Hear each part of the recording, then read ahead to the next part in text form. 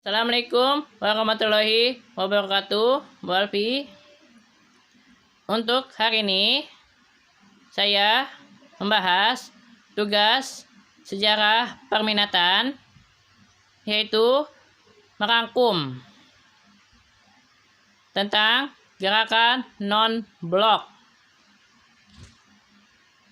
Mohon disimak ya penjelasan dari saya berikut ini.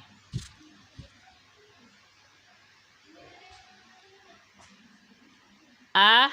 Peran Indonesia dalam gerakan non-blok.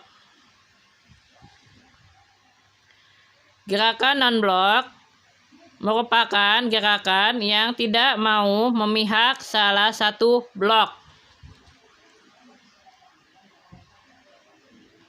Bagi Indonesia, gerakan non-blok sejalan dengan politik luar negeri Indonesia, yakni politik bebas aktif. Politik bebas aktif merupakan politik luar negeri yang dicetuskan oleh Perdana Menteri Muhammad Hatta.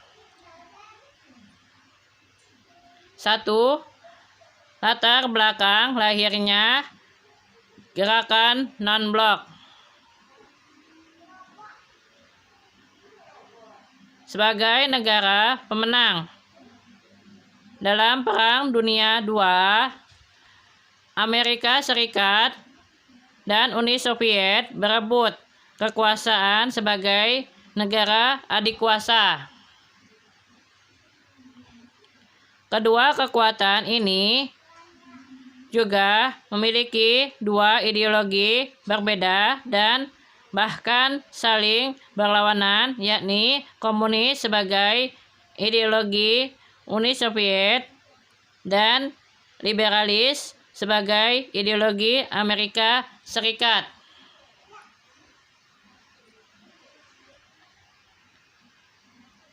Negara-negara yang mempunyai ideologi sama bergabung membentuk sebuah blok.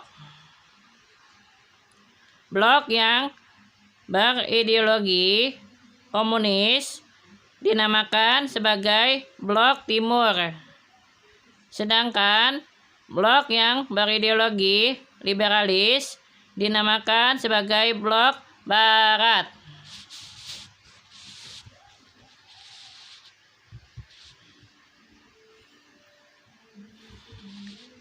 Persaingan antar dua blok berubah menjadi Perang Dingin, Cold War. Dunia terpolarisasi menjadi dua blok yang saling bertentangan. Tujuan Perang Dingin adalah memperluas sphere of interest.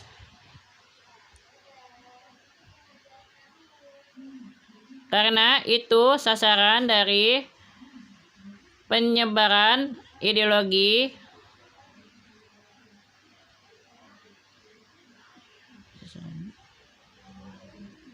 adalah negara-negara ketiga, Asia, Afrika, dan Amerika Latin. Akibat yang ditimbulkan terjadi konflik interest di dalam negeri ketiga negara, sehingga menyebabkan perang saudara. Kelompok yang sepaham dengan salah satu blok akan dibantu oleh Uni Soviet atau Amerika Serikat. Misalnya perang di Semenanjung Korea antara Korea Selatan yang didukung oleh Amerika Serikat dengan Korea Utara yang didukung oleh Uni Soviet.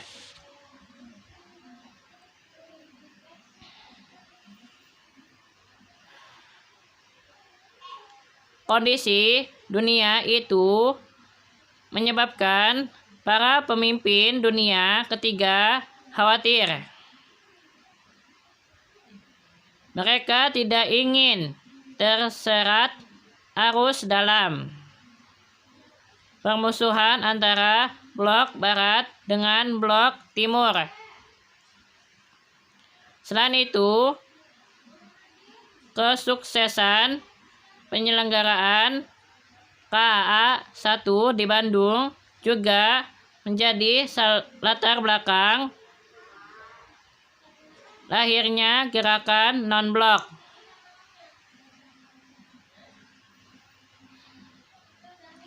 Tujuan KA adalah mengidentifikasi dan memahami kondisi dunia saat itu dan memformalisasikan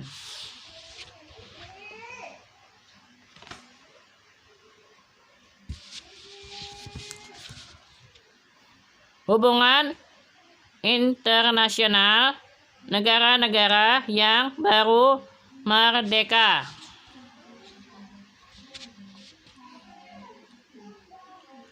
Apabila diperhatikan dengan saksama, maka dapat disimpulkan hal yang melatar belakangi terbentuknya gerakan non-blok atau Allied Movement antara lain sebagai berikut.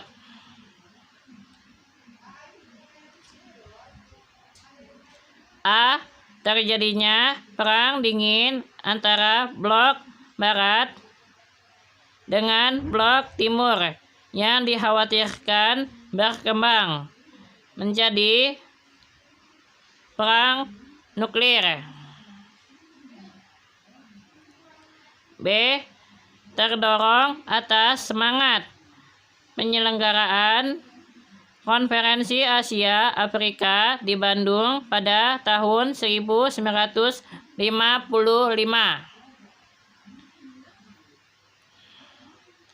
C.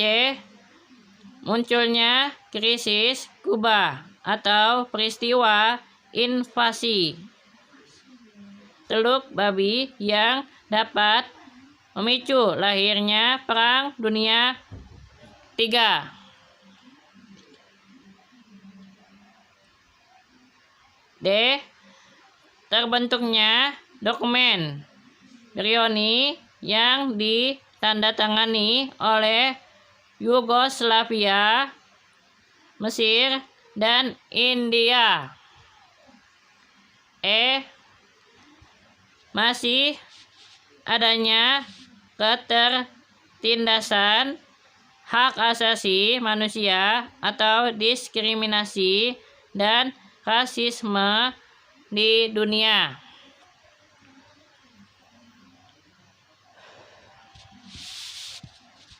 A. 2. Konferensi tingkat tinggi gerakan non-blok.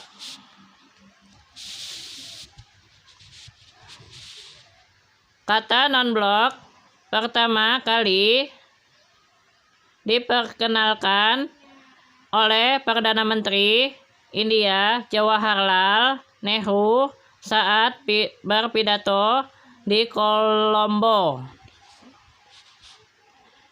Sri Lanka tahun 1954.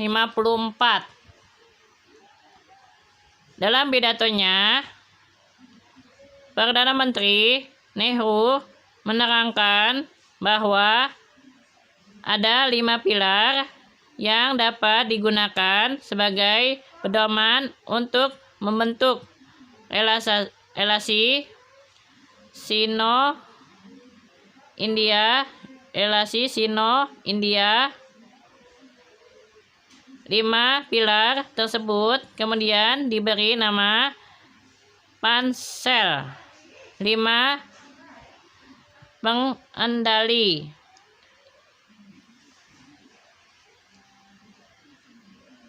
Prinsip itu dijadikan sebagai prinsip dasar gerakan non-blok, yaitu sebagai berikut. A. Saling menghormati, integritas dan kedaulatan negara. B. Perjanjian non-blok, perjanjian non-agresi terhadap negara lain. C. Tidak mengintervensi urusan dalam negeri negara lain. D. Kesetaraan dan keuntungan bersama. E. Menjaga perdamaian dunia. Pada tahun 1956, Presiden Yugoslavia Josip Broz Tito, Perdana Menteri India Jawaharlal Nehru, dan Presiden Mesir Gamal Abdul Nasser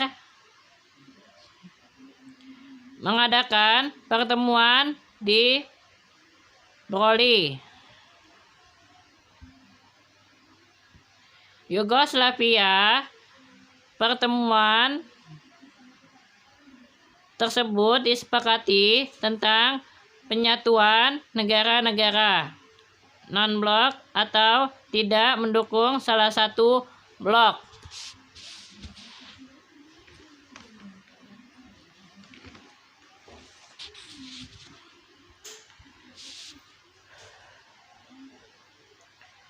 Saat sidang umum PBB, 5 pimpinan negara berdiskusi tentang kondisi dunia saat itu dan merencanakan pembentukan suatu gerakan yang tidak memihak kepada salah satu blok. Pimpinan kelima negara tersebut antara lain Presiden Josip Broz Tito dari Yugoslavia, Presiden Gamal Abdul Nasser dari Mesir, Presiden Kwame Nkrumah dari Ghana, Perdana Menteri Jawaharlal Nehru dari India, dan Presiden Soekarno dari Indonesia.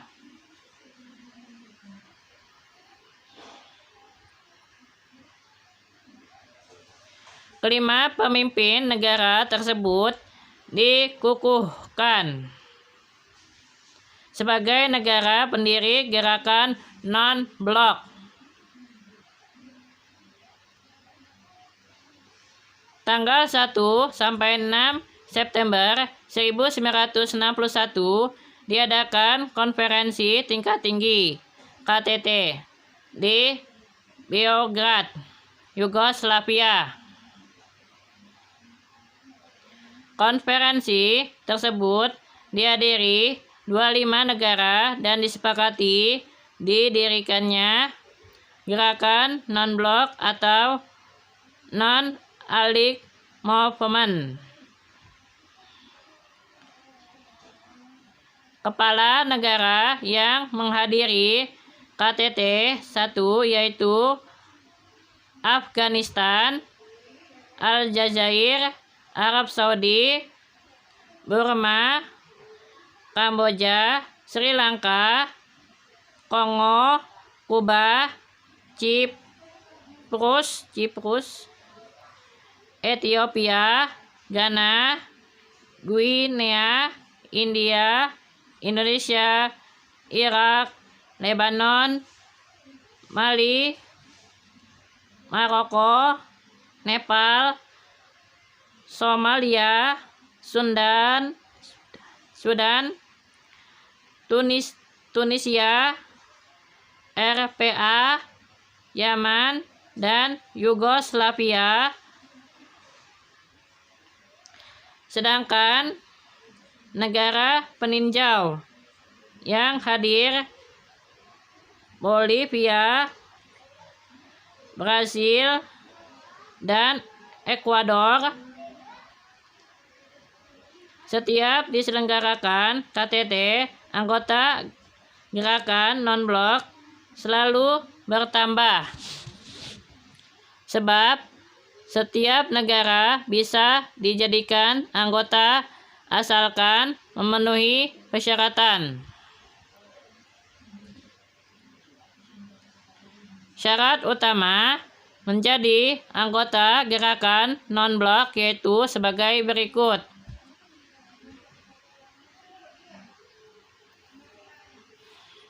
A. Menganut politik bebas dan hidup berdampingan secara damai. B. Mendukung gerakan-gerakan kemerdekaan nasional. C. Tidak menjadi anggota salah satu blok. Konferensi tersebut tidak disepakati bahwa tidak akan dibentuk suatu organisasi, melainkan sebuah gerakan non-blok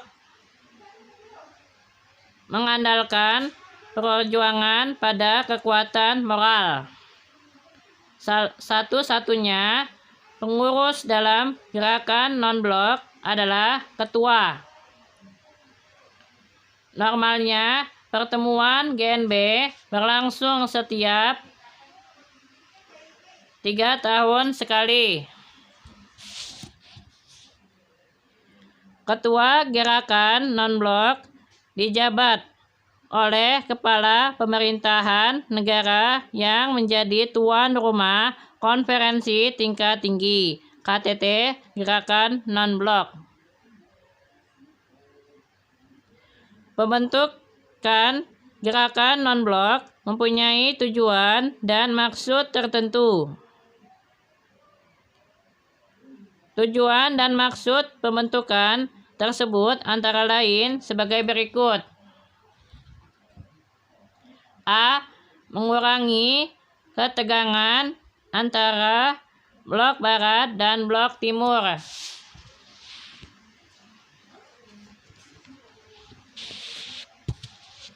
B. Mendukung perjuangan dekolonisasi dan memegang teguh perjuangan melawan imperialisme, kolonialisme, neokolonialisme,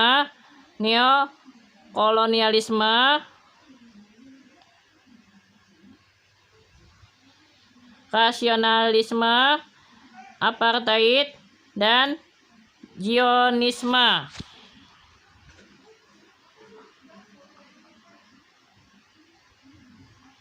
C.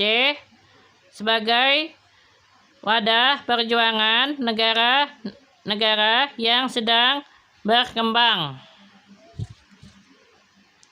D. Tidak membenarkan usaha penyelesaian sengketa kekerasan.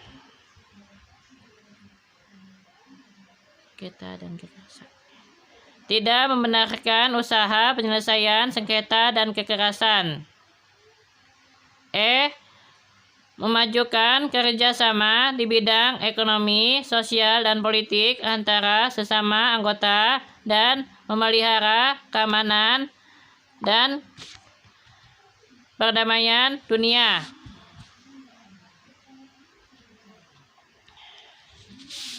Tiga. Peran Indonesia di gerakan non-blok. Peran Indonesia di gerakan non-blok sangat besar dan krusial.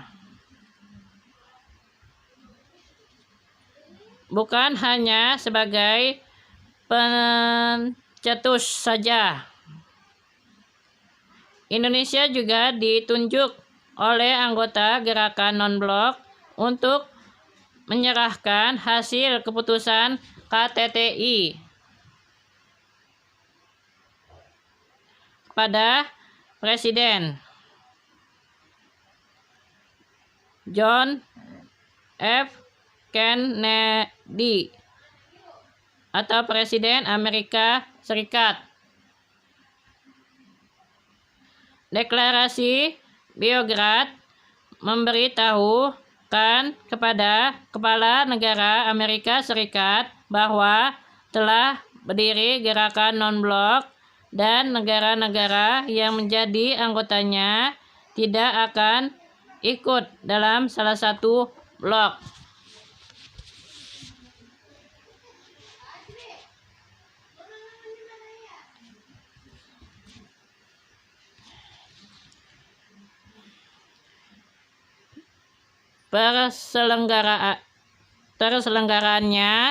Terselenggaranya gerakan non-blok memberikan andil tersendiri dalam Perang Dingin. Hal tersebut kemudian memberikan sinyal kepada Blok Barat dan Blok Timur telah muncul gerakan baru yang tidak akan memihak salah satu mereka. Peran gerakan non-blok dalam pergaulan internasional sangat besar. Antara lain sebagai berikut. A.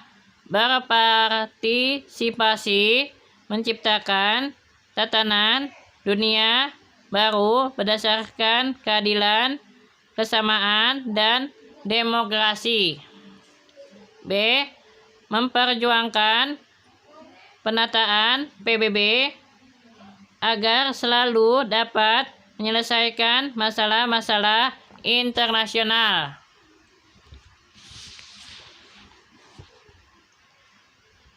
Itulah penjelasan tentang gerakan non-blok. Saya akhiri. Mohon maaf bila ada kesalahan kata-kata. Nun wal qalami mama yasturun. Fastabiqul khairat. Wassalamualaikum warahmatullahi wabarakatuh. Tetap semangat belajar di masa pandemi COVID-19.